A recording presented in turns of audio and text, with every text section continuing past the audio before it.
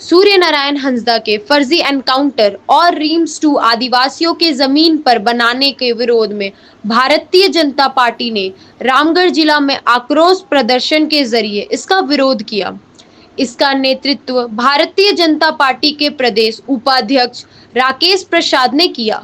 राकेश प्रसाद ने कहा कि सूर्य नारायण हंसदा के फर्जी तरीके से एनकाउंटर दिखाकर हत्या की गई है, इसकी सीबीआई जांच होनी चाहिए। सूर्य नारायण हंसदा एक समाज सेवी थे और गिट्टी बालू तस्करी का विरोध करते थे। झारखंड का गिट्टी बांग्लादेश भेजा जा रहा था। उन्होंने कहा कि नगरी में आदिवासियों के जमीन पर रिम्स 2 के निर्माण का भी विरोध किया। कहा कि बंजर जमीन पर रिम्स 2 बनना चाहिए।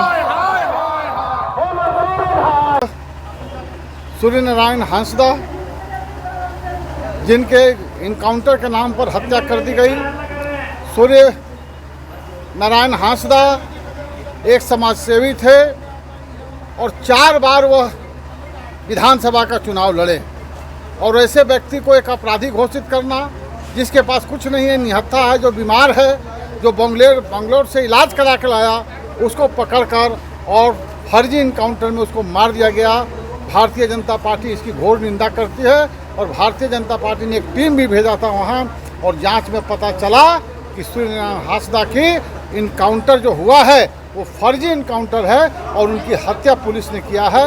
तो यह सरकार जो है, हेमंत सोरेन जी की सरकार, अबुआ सरकार, हेमंत सोरेन जी की सरकार जो कहती है कि हम आदिवासियों के हितैषी हैं और एक आदिवासी को की हत्या उसने किया है और हत्या इसलिए किया है कि सूर्य हंसदा बालू लूट पर रोक लगाने की मांग करते थे, पत्थर लूट पर रोक लगाने की मांग करते थे, भ्रष्टाचार पर मांग करते थे, गिट्टी का जो सप्लाई अवैध रूप से बांग्लादेश में होता था उसका वो विरोध करते थे और ऐसे सूर्य हंसदा की हत्या सरकार ने पुलिस ने किया है।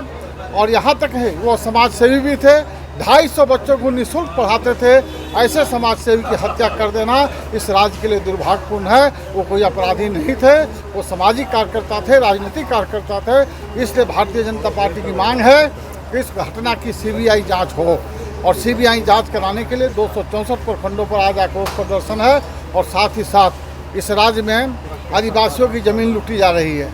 आज रिम्स 2 के नाम पर हजारों एकड़ ज़मीन लूटने का काम ये हेमंत सोरेन की सरकार कर रही है। वहीं नहीं, इस राज्य में यदि देखा जाए तो सैकड़ों लूट की घटनाएं हुई हैं ज़मीन की।